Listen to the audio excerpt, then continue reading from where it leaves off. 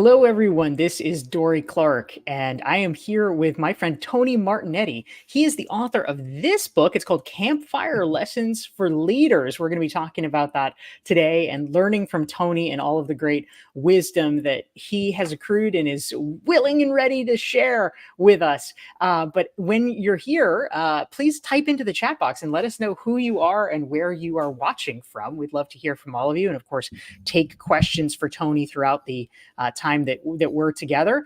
So Tony, how's it going, man? It's going great. So good to see you. It's a pleasure to see you.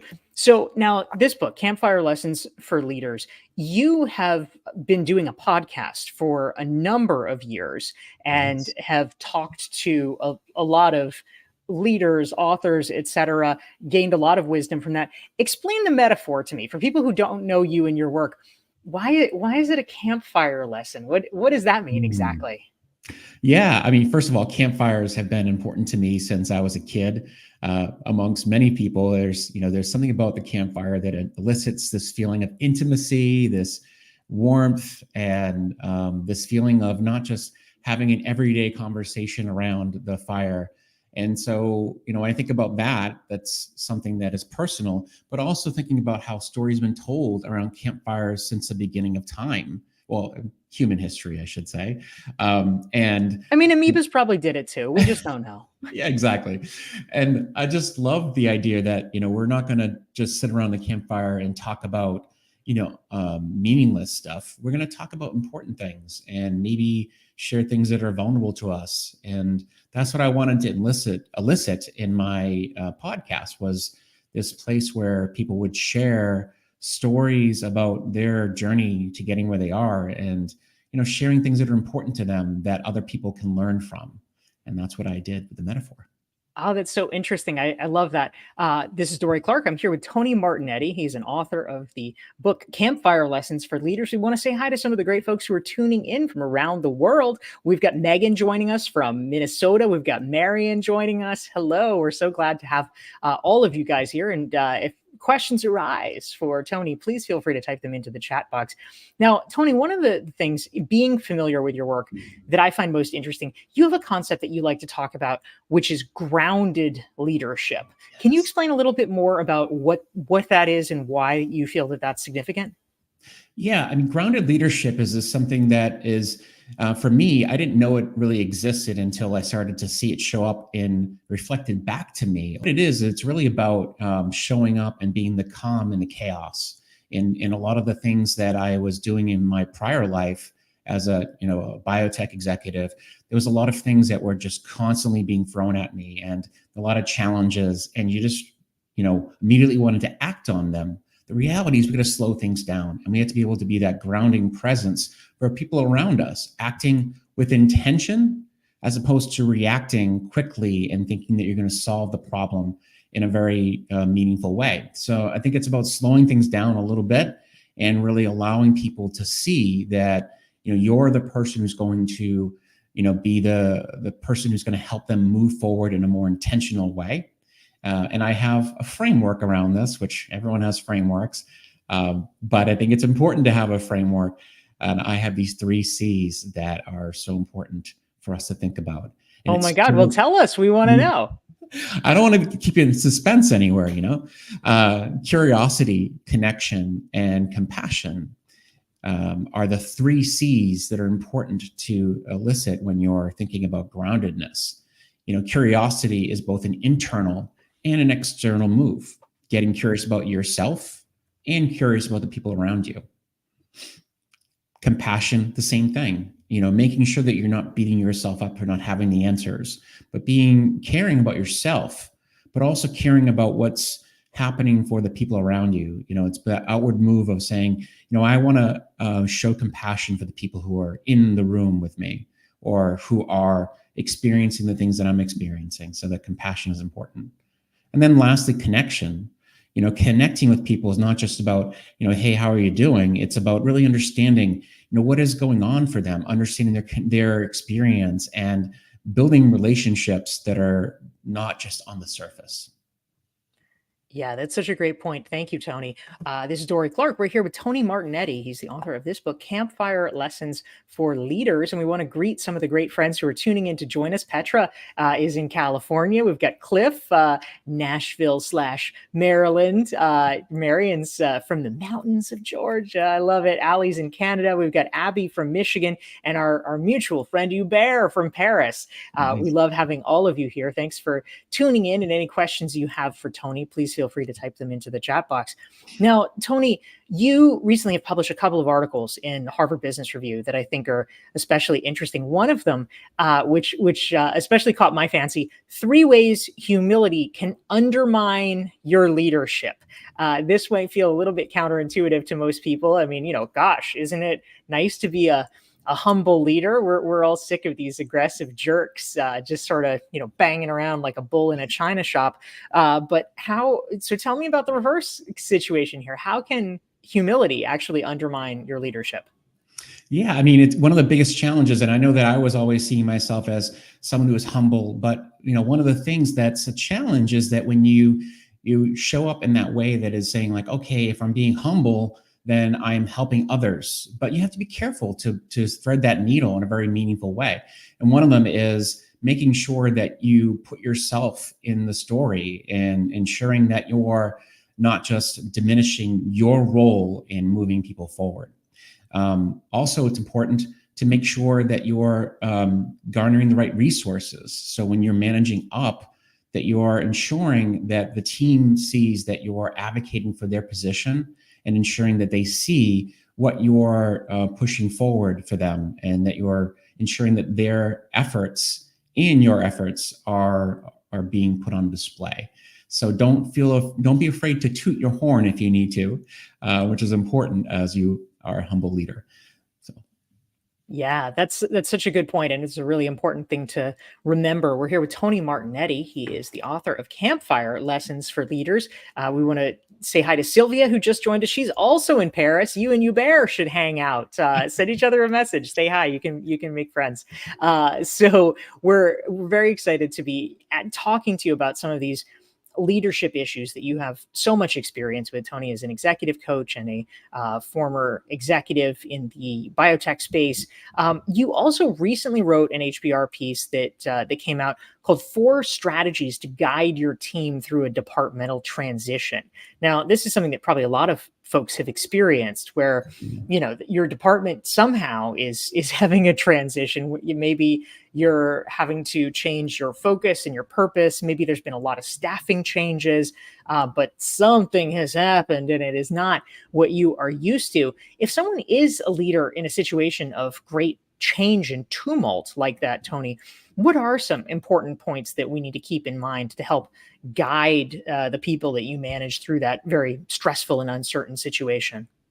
And one of the first things I always think about is just to be really transparent. I mean, they're going to be going through a lot of big challenges with like what's happening here and how it's going to impact them. So the first thing you want to do is be able to let them know, bring them in on the journey, and make sure that they understand what's happening and why it's happening. One of the things you don't want to do is to be close-lipped, because they're going to make up their own stories about the transition, about whether or not it's about are we going down? Is the ship set? Is the ship going down? And what is it going to mean for me if I'm a survivor? So make sure that you do what you can to be honest and transparent, but also know what you can't share, because there are certain things that if you're a public company, there's going to be challenges about what you can put out there. So just be honest, but also know where you can thread the needle and be careful about what you say. Yeah, that's such an important point to keep in mind. I love that. And a great question, Tony, has come in from Marion. And I won't put it up on the screen because it is a little long and it would eat your face. But I love all the context, so I will read it. Marion, thank you for your question. He says, one of my biggest mentors was my scoutmaster, and many of the lessons he shared were literally around the campfire. So I love the metaphor. He says, I'm always interested in learning who are the influencers for thought leaders. So Tony, who were some of your biggest influences in writing this book, Campfire Lessons for Leaders? Who was inspiring you on this journey? Oh my gosh. Well, first of all, I'll just say it, Dorie, you're one of them. That's for sure. It was so grateful to have someone like you along the way to be able to think about how to write a book and get out there and share your thoughts. Being someone who thinks like, oh, everything's been said already. You have to be able to find your voice and continue to move into the world and share what you can share. Know that it hasn't been said by you. So I think that's one thing that's important. But I would also say that there's a lot of people in the book who are people who I've always admired. And so in the book, I've featured a lot of these people who are very interesting characters, but also people who I've admired along the way. One person, for example, is Hal Gregerson, who I just find to be, an amazing, provocative thinker, but also someone who's got that groundedness that I think I always wanted to embody. And, I think about the way And who is Hal, for people who don't know Tony? Yes. Oh, thank you so much for slowing me down there. Hal is a professor at MIT, and he wrote a book called, actually, now I'm going to completely forget, but one of his books is about questioning. Questions are the answer. Questions are the answers. Thank you. Which I didn't know off the top of my head, but Googled it. Yay. But a wonderful book. And, he has this whole practice of question storming and, asking multiple questions, not just kind of landing at the first thing that you come across. And I love that concept because we need to be able to keep things open for a little longer before we land at the first solution that comes about. So I love questions. That's great. And I know just from knowing you, Tony, that you have mentioned in particular that that Greg McKeown and Adam Grant are big influences of yours. What do you respond to in their work?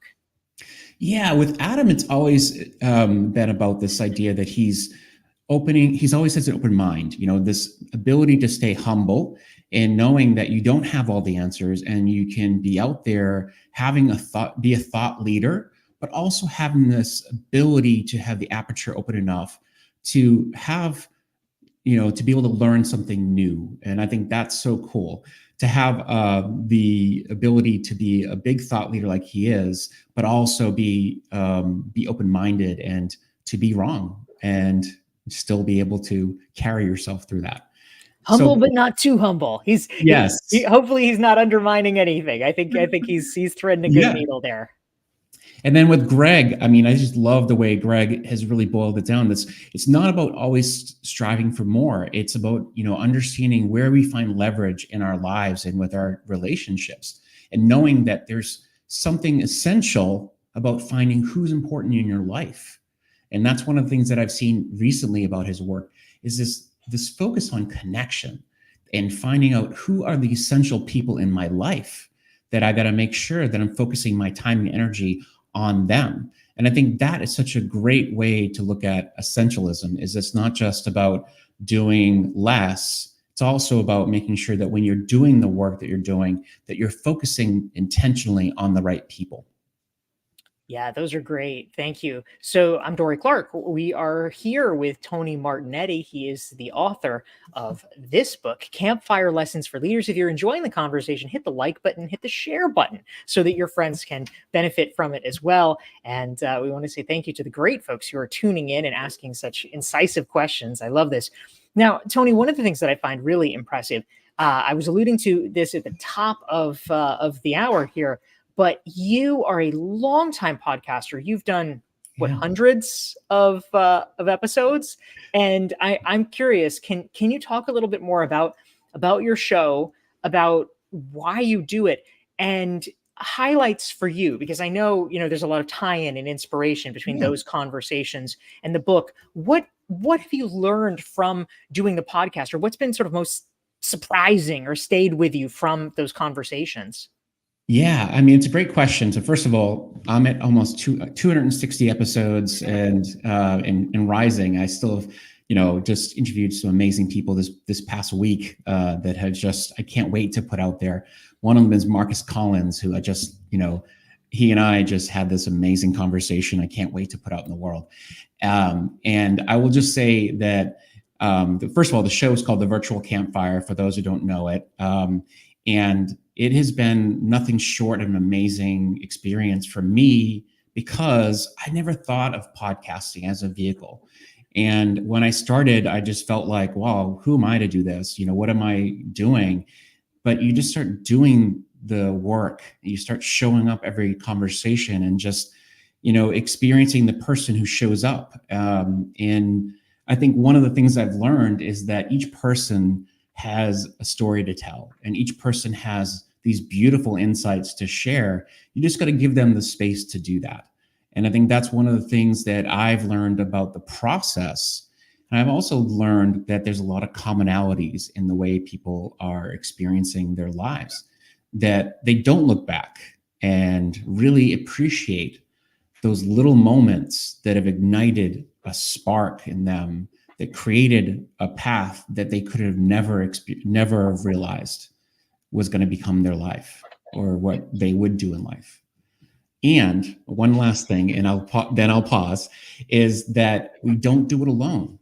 Those things that we do along the way, they often have people along the path that help us to discover that we have more to give than we thought we could. Yeah, that's really powerful. Thank you, Tony. Dorie Clark here with Tony Martignetti, author of Campfire Lessons for Leaders. And a great question came in from France for you, Tony, from Hubert. And he wonders, beyond these inspiring individuals, some of the folks you were speaking about a moment ago, the Hal Gregersons or Greg McEwens or Adam Grants, who you found personally inspiring, can you give any examples of companies or organizations with a culture of leadership that you admire? Now, you're somebody who comes from a background in corporate. You had worked especially in the biotech world, but you have been an executive coach at many organizational levels for large companies, for small companies. You have seen a lot. So I'm curious, Tony, are there particular organizations that stand out to you as having a particularly interesting or positive culture that you feel like really resonates? It's a great question. And I would say there's a few of them that I've worked with that have been amazing. And some that I would say that I've always wanted to work with. And one of them that comes to mind is Patagonia. And I think that's one company that I really admire, this ability to see that it's not about how much we make. It's about how we make people feel. And it's about how we are making society better. And I think that's one thing that I always come back to as an example of, what are we doing to enrich people's lives, not just make more money, that triple bottom line that we always talk about. And that's why I'd started with Patagonia. In fact, I mentioned it in my TED Talk as one of the companies that we should aspire to look at.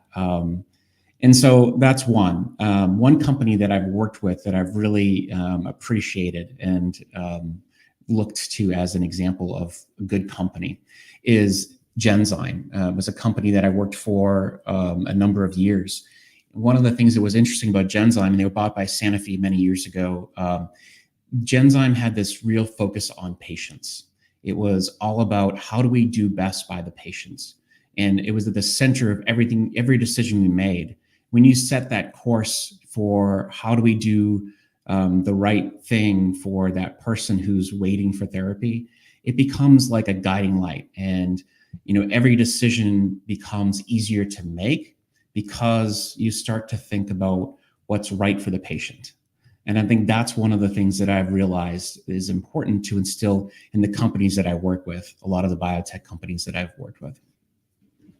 Yeah, that's fantastic. It's so important for companies or for leaders in general to have a sense of purpose and mission. Specifically, I mean, as you know, and you talk about, it's very easy for people to have, kind of these buzzwords or things like that. But ultimately, if you have a North Star framework about, okay, when there are good conflicting objectives, which one wins? And in this case, it's okay, the interest of the patient would win. That's a really powerful tool. So thank you for highlighting that, Tony. I'm here with Tony Martignetti. He's the author of Campfire Lessons for Leaders. We want to say hi to Jenny joining us from New York. Hi, Jenny. Glad for everybody to be here.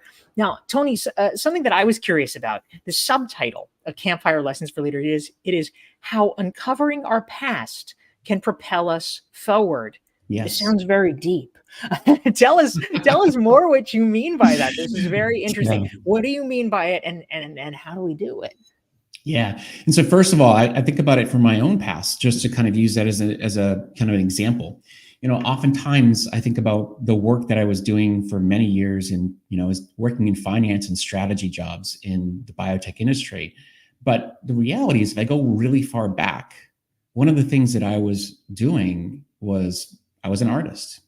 I was painting and drawing these environments and worlds that people thought were like, wow, that's interesting. That's not the typical thing that, a young adult or a young child would do. It's something that was a little bit more, out there. And, but I stuffed it away. I said, oh, that's not me. That's not what I do. It's not going to make me a living.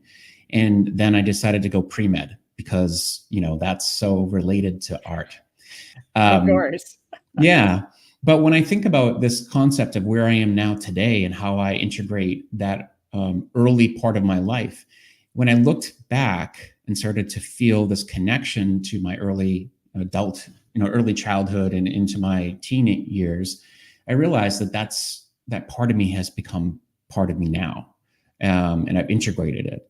I start to use some of the art-based therapy in the work that I do with clients, and in the way that I want to show up today. I start to bring the creativity back into the work, which I think is really important. We have to not throw away parts of who we are. We have to take it and integrate it. And so how do we do this, using the past to propel us forward? It's about really looking back and saying, what are those moments that made us feel most alive or made us feel like that was me at my best? And using those moments to define a path forward is important, as opposed to just saying like, hey, I've been in finance, so therefore I should continue in finance because that's what I do and that's how I get paid. The reality is nothing is defined, nothing is final, nothing is complete. We're always evolving, and we don't have to settle for what we have. Yeah, that's such an important sentiment. I definitely agree with that. I'm Dorie Clark. I'm here with Tony Martignetti, author of Campfire Lessons for Leaders. And in fact, I just got back a couple of days ago from being in Dallas over the weekend. And every quarter for the past 11 years, aside from COVID when nobody was traveling, I've gone down to Deloitte University, the sort of training campus for Deloitte, and done a program with transitioning military veterans that they run. And it is not for people who are specifically working at Deloitte. It is a corporate social responsibility initiative where they're just doing a give back for veterans. And it's always such a challenge because the veterans oftentimes, understandably, like lots of people do this, kind of want to cling to the thing that they were doing and sort of replicate that in the civilian sphere. It's not always possible if you have a, very militarily tactical job, but a lot of the jobs are directly transferable. And one of the things that that we always try to sort of push on a little bit is, okay, that works, and maybe that is the right choice, maybe that is the best choice, but this is an inflection point where you can choose to do something different if you want. And, so it's like a point where you can evaluate, do I want to keep riding this wave, or do I want to get on a totally different wave? And it's emotionally hard to make that change sometimes. Yeah. And I think that what's really powerful about that story is it's not just about, okay, throwing away what was. I often look back to the story of, the concept transcend and include from Ken Wilber, the philosopher, which is, we have to look at the things we want to take with us. And that's where this past exploration is helpful, because, there's parts of me that says, well, it's really amazing that I had this background in strategy and in finance. And in fact, it gives me a different view into, being able to help people move forward. And I can integrate both parts of that story into what I do now. And I think that's what a lot of people can do, is they say, well, what are the things that bring the holistic view of who I am now? Maybe it's because I've been able to do work as a lawyer, and now as a lawyer in the past, and then maybe doing HR work, hat tip to my friend Amy, who, then being able to do a lot of different things and bring really powerful insights into workplaces. Yeah, that's so right. Thank you for sharing that. And Petra's chiming in here. I think we underestimate our transferable strengths. Such a good reminder to use our past strengths and bring them into the present. We often think we're at step one when we're really close. That's so true, Petra. Thank you for the great reminder. So we're getting close to time here, but we have time for maybe another key question. Tony, I just want to mention for people who want to get in touch with Tony, his website is ipurposepartners.com. Reach out, ask more questions, say hi, bring them into your organizations. And of course, his book is Campfire Lessons for Leaders. Something that I am really curious about. This is not your first book. You have written other books, and I believe your most recent one previously was called Climbing the Right Mountain. Yes. Navigating the journey to an inspired life. And you literally actually climbed a mountain, right? You took a Kilimanjaro trip. And so can you talk a little bit about that? First of all, I want to hear about Kilimanjaro. But second of all, what are your thoughts about, clearly you wrote an entire book about it, but we'll take a few highlights. Climbing the right mountain, and how is that something that you as an executive coach bring to your clients? Because you obviously interface with them on kind of a narrower lens in terms of their professional life, but it sounds like it has a lot of multidimensionality behind it. So I would just love to hear your thoughts about all that. Yeah, I appreciate that. And I will say, for starters, on the actual physical climbing, I've been climbing mountains all my life, but a lot of times the climbs weren't so great because I wasn't prepared, or I wasn't really thinking about, needed map or things like that. You just kind of start climbing, and then you realize how challenging it is when you don't have the right mindset, the right equipment, the right people along the way. And so when you change that around and you start to have all of the preparation in place, I actually have these 5 Ps of climbing the right mountain, which I think really changes the way that we were able to be successful in the climb. But now let's get back into the concept of climbing the right mountain. And what I realized is that a lot of people I was talking to as I started my journey into coaching, they were struggling because they felt like they just were burning themselves out trying to be something that they weren't really wired for, or they just felt like they were just moving so fast towards something that didn't feel right any longer. And, one of the things that we often fall trapped to is that we have external views of success that society puts on us, or our parents, or the world in general just wants to say being successful means making X amount of money, being at the C-suite, and doing all these things. And so we have to stop all of that and say, no, what do I want? What do I truly want to be? And that's what I wrote the book about, is trying to redefine success and find fulfillment along the journey of climbing. And if you are on the wrong mountain, how do you redefine that path so that it works for you? I love that. That's such an important reminder to all of us. And we're just about at the top of the hour. And I know folks probably need to get back to their other meetings and work, but it's been such a joy to speak with you. Tony Martignetti, he is the author of Campfire Lessons for Leaders. Thank you all for joining. If you've enjoyed the conversation, hit the like and share button so that your friends and colleagues can benefit from Tony's wisdom as well. And Tony, thank you so much for being here. Thank you so much, Dorie. Always a pleasure. Thank you. Take care, everyone.